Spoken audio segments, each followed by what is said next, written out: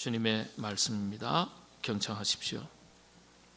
내가 밤낮 간구하는 가운데 쉬지 않고 너를 생각하여 청결한 양심으로 조상적부터 섬겨오는 하나님께 감사하고 내 눈물을 생각하여 너 보기를 원함은 내 기쁨이 가득하게 하려 함이니 이는 내 속에 거짓이 없는 믿음이 있음을 생각함이라.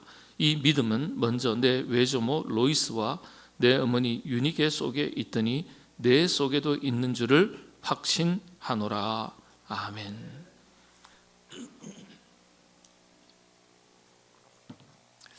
이게 무슨 숫자일까요? 1888명, 1897명, 2197명, 경우에 따라서는 2006명. 이게 어떤 숫자일까요? 이거 맞추시는 분은 대단한 분인데,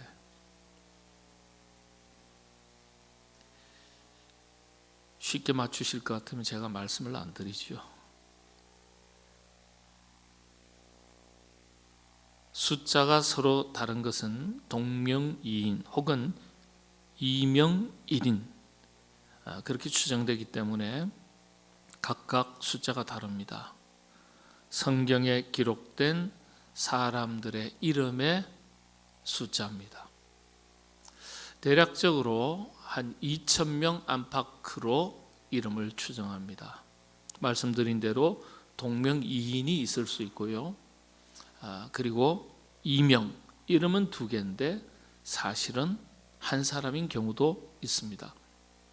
그런 경우도 추정이 되는, 그러나 정확하게 알 수가 없어서 대략적으로 그렇게 추정한 숫자가 1888명, 1897명, 2197명, 2006명, 조금 학자들의 기준에 따라서 조금씩 다릅니다.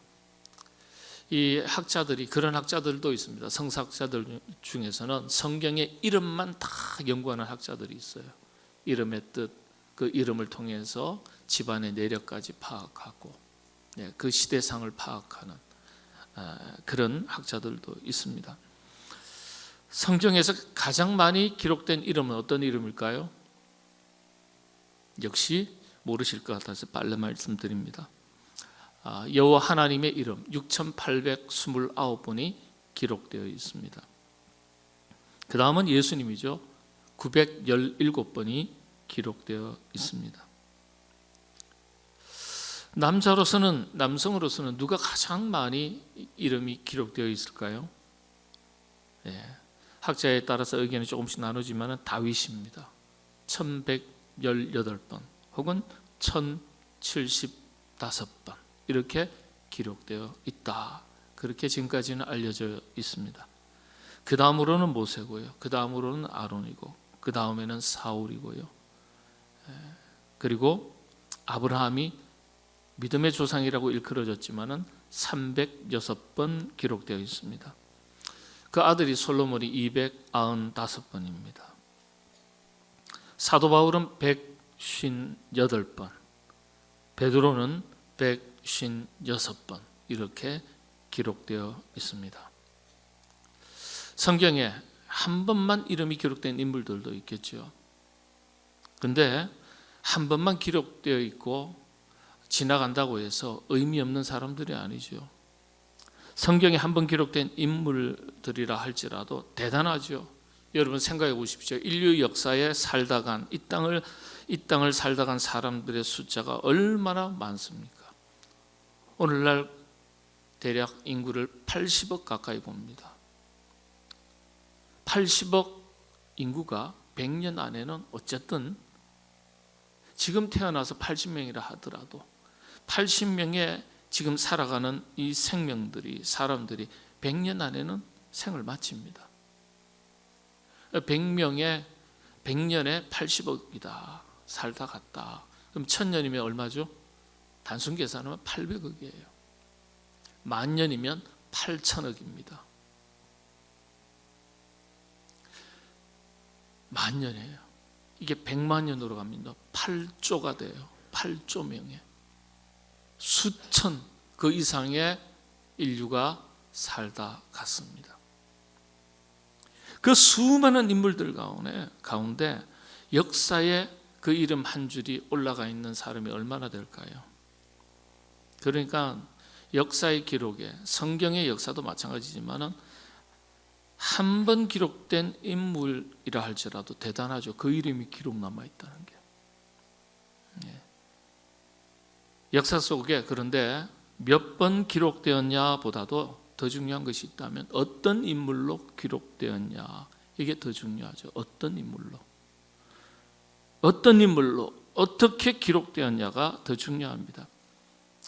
가룟 유다를 가리켜 성경은 어떻게 기록하고 있습니까?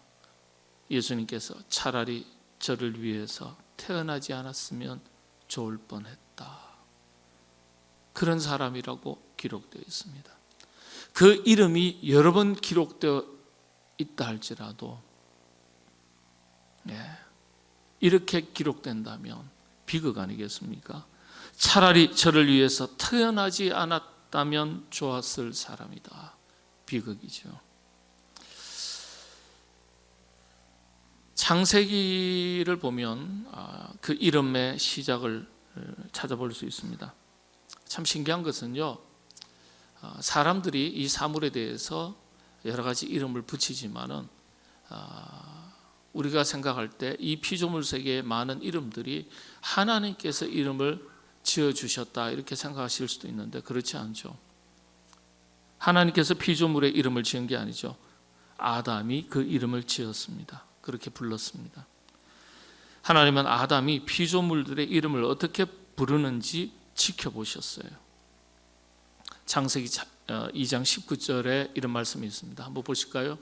여호와 하나님이 흙으로 각종 들짐승과 공중의 각종 새를 지으시고 아담이 무엇이라고 부르나 보시려고 그것들을 그에게로 이끌어 가시니 그랬습니다. 하나님의 의도가 있는 거예요. 아담이 각 생물을 부르는 것이 곧 그 이름이 되었더라. 그냥 이름을 아담이 지은 게 아니라 하나님께서 어떤 의도를 가지시고 피조물 세계에 많은 피조물들을 아담에게로 데려간 거예요. 어떻게 부르나 보시려고, 네가 알아서 해, 그게 아니라 어떻게 하는지 보시겠다는 거예요. 어떻게 부르는지. 우리가 이 구절을 그냥 읽고 지나갑니다. 그런데 이걸 놓치지 않고 연구하는 학자들도 있어요. 국내에는 없습니다. 참 어렵게 이렇게 아주 드물어요. 그것도 뭐 많은 양이 있는 건 아니에요. 근데 살펴보다가 정말 그렇구나, 그럴 수 있겠다, 이런 자료들, 논문들이 있더라고요. 여러분, 방금 창세기 2장 19절에 보면 이런 구절이 있습니다. 다시 한번 자막 보시겠습니다. 여호와 하나님이죠. 아담이 무엇이라고 부르나 보시려고, 어떻게 부르는지 한번 보려고 하나님의 의도를 가지시고 그렇게 끌어오신 거예요. 부르다. 여러분들 이 부르나, 이 히브리어 단어가 카라라는 단어인데요, 원래 어원은 말을 걸다, 대화하다 이런 뜻입니다. 우리 한글 성경에서 이렇게 번역을 했어요. 근데 원어는 하나님께서 아담에게 많은 동물들을, 짐승들을, 피조물들을 데리고 오신 거예요. 그리고 뭐라고요? 원래 언어대로라면 어떻게 대화하는지, 말을 하는지 보시려고 그렇게 하셨다는 거예요. 단순히 이름을 붙이는 행위가 아니라 말을 걸고 대화하고 관계를 맺는지 보시려고. 그래서 그 사람을, 그 동물을, 대상을 아담에게로 끌고 왔다는 거예요. 다른 피조물들과 어떻게 관계를 맺고 소통하는지 지켜보시려고 했다는 하나님의 의도가 담긴 말씀이에요. 다른 피조물들과 같은 에덴 동산 안에서 어떻게 소통하고 어떻게 관계를 맺고 어떻게 평화스럽게 공존하는지 그걸 보시려고 했다는 거예요. 무엇이라고 부르나 보시려고.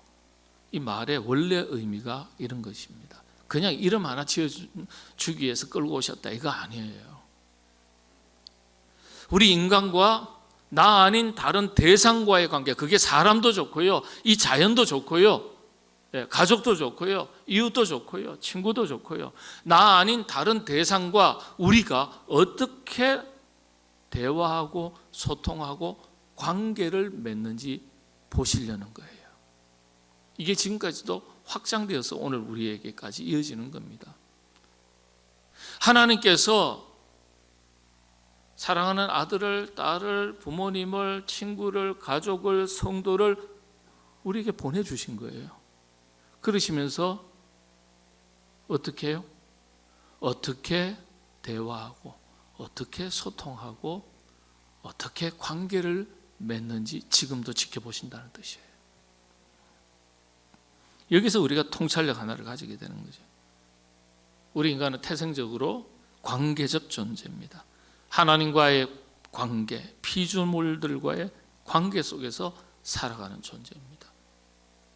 인간과 자연, 관계예요, 관계. 오늘 우리가 살아가는 현실 세계는 그런데 이런 관계가 처음 상태의 바른 관계가, 온전한 관계가 파괴된 세상을 살아가고 있습니다. 부부 간에 파괴가 되고, 부모 자식 간에, 형제지 간에, 성도 간에, 세상 사람들과의 관계 속에서, 피조물 세계 자연과의 관계 속에서 파괴된 세상이에요. 에덴은 원래 이런 것이 아니었죠. 모든 피조물들이 하나님과 소통하고 서로 소통하고 평화로운 관계 속에서 살았습니다. 죄로 인해서 그 관계와 소통이 깨어진 거죠.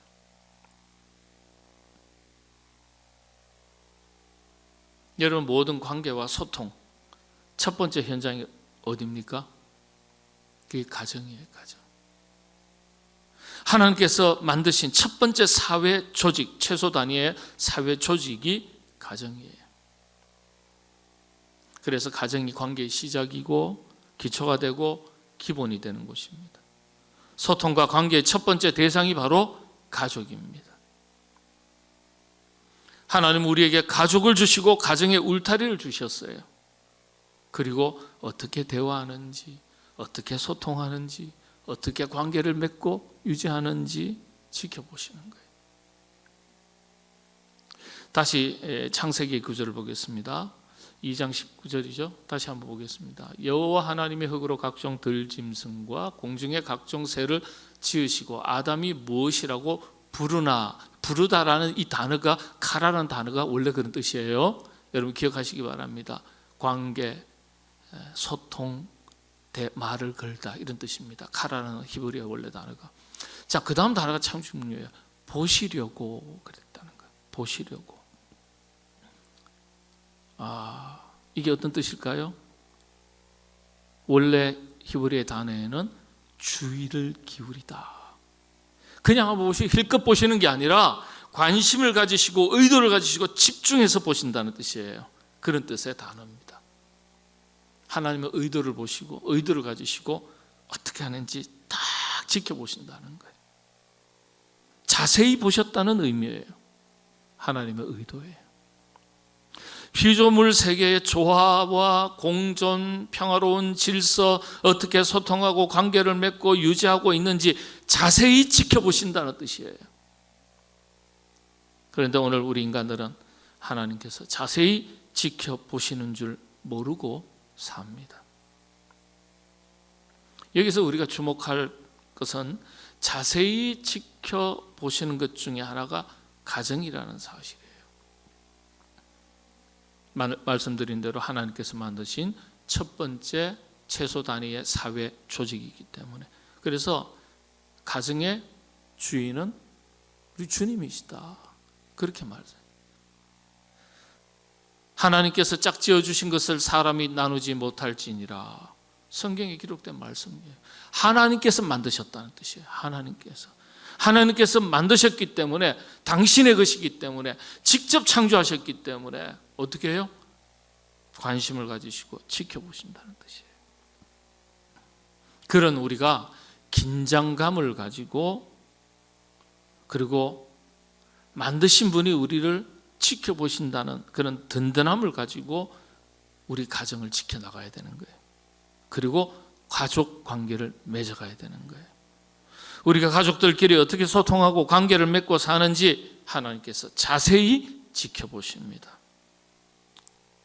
그런데 하나님이 기쁨되는 가정이 있기도 하고 근심되는 가정이 있기도 하고, 세상에서 성공하고 무탈하면 다 하나님께서 기뻐하신다고 생각하면 큰 오산이죠. 영적인 기준으로 봐야 돼요. 하나님의 눈으로 보는 게 필요해요. 과연 하나님께서 우리 가정을 자세히 들여다보시고 하나님은 어떻게 평가하실까? 각자 스스로 생각해 보실 일입니다.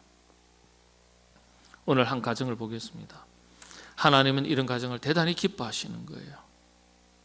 여러분, 오늘 디모데후서 1장 5절의 말씀, 이는 내 속에 거짓이 없는 믿음이 있음을 생각함이라. 이 믿음은 먼저 내 외조모 로이스와 내 어머니 유니게 속에 있더니. 로이스와 유니게, 성경에 딱 한 번씩만 이름이 기록되어 있습니다. 혹시라도 이 인물이 어떤 인물인지를 살펴봤습니다. 모든 자료 다 뒤져도 제가 가지고 있는 우리 성경 말고도 다른 여러 고대 초대교회 자료들이 있습니다. 없어요. 아무리 눈 씻고 찾아봐도 없어요.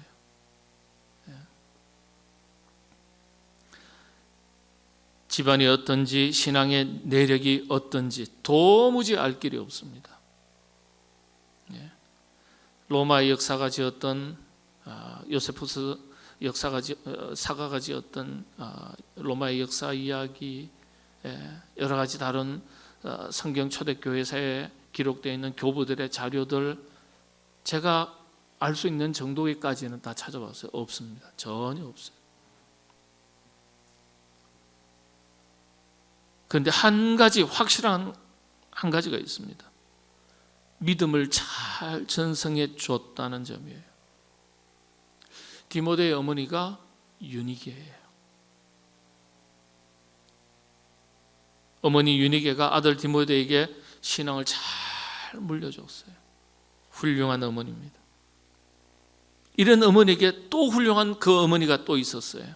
그게 바로 로이스입니다. 디모데에게는 할머니죠.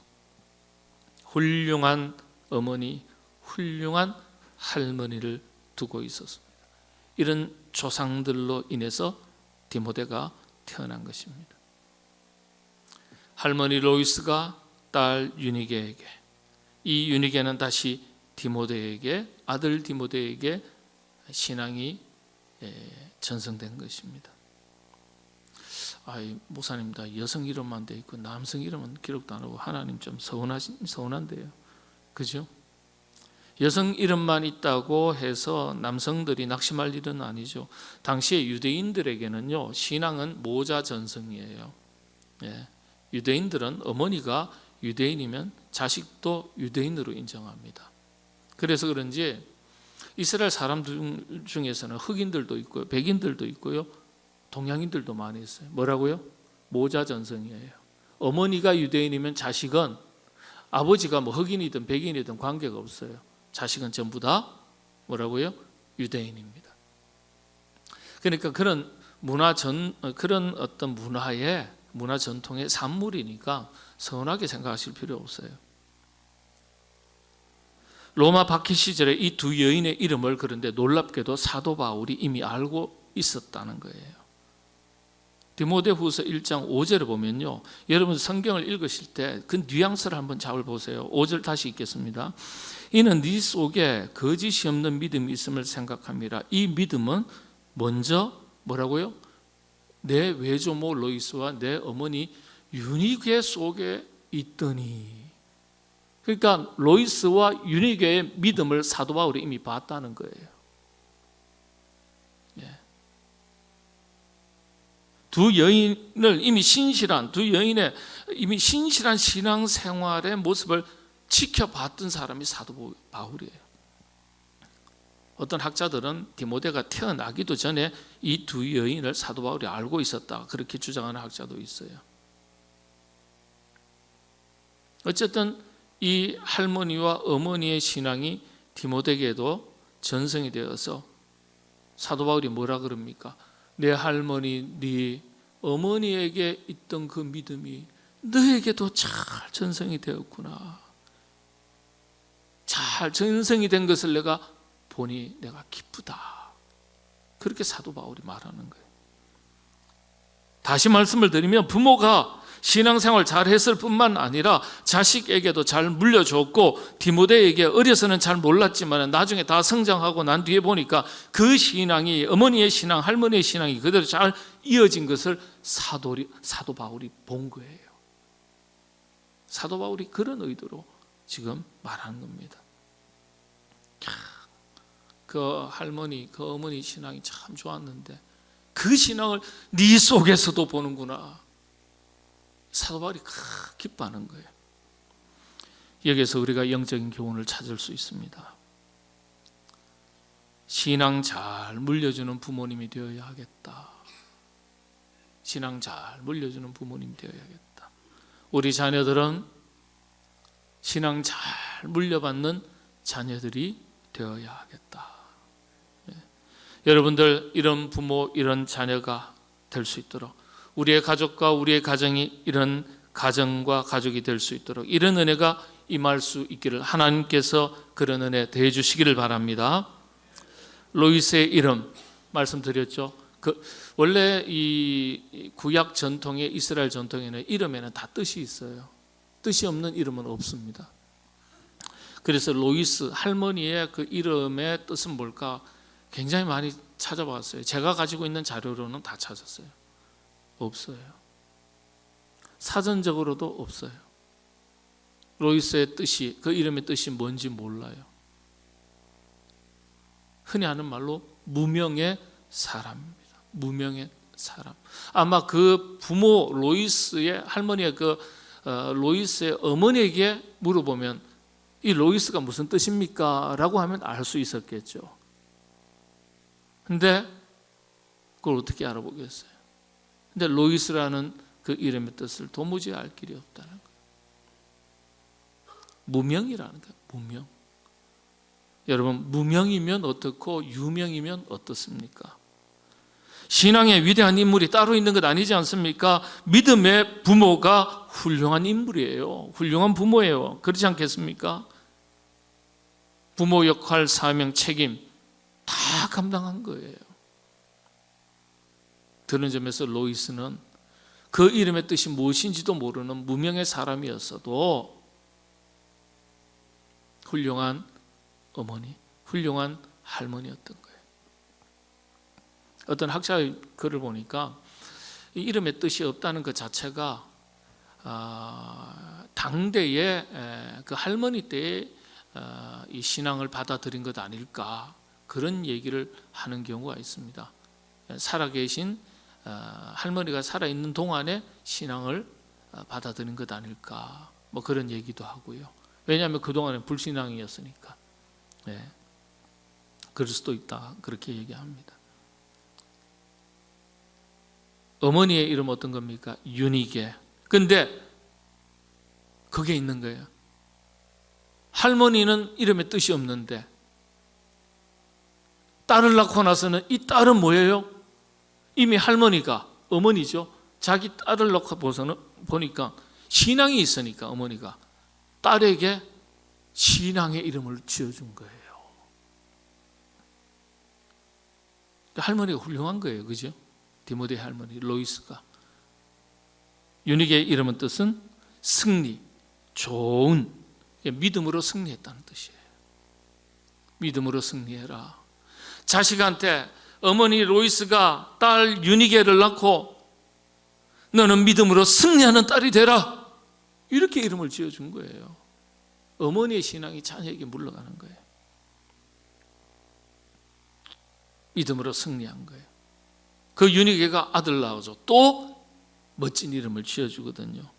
로마 핍박의 시대 자녀가 신앙생활 잘 하도록 길렀다면 승리한 것 아니겠습니까?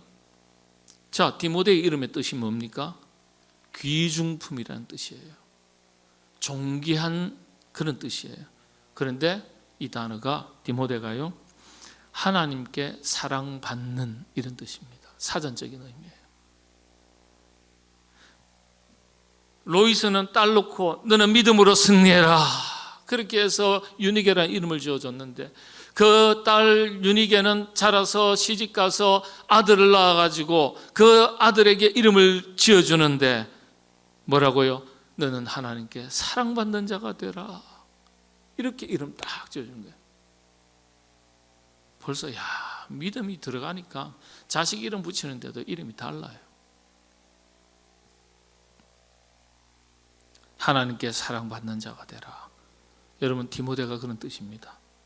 이름값 그대로 잘했던 디모데입니다. 속사도 시대에 훌륭한 사명, 복음의 사명을 감당했죠. 존귀 여김을 받고 귀하게 쓰임 받았습니다. 하나님께 사랑받고 복음의 역사에 존귀 여김을 받고 쓰임 받았습니다. 이보다 더 멋진 일이 어디에 있습니까? 여러분, 부모가 무명하다는 게 어떤 뜻이죠?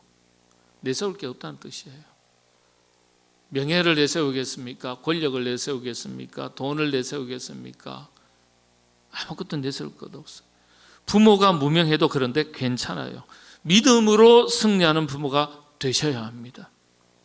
여러분, 귀하지 않은 아들이 어디에 있습니까?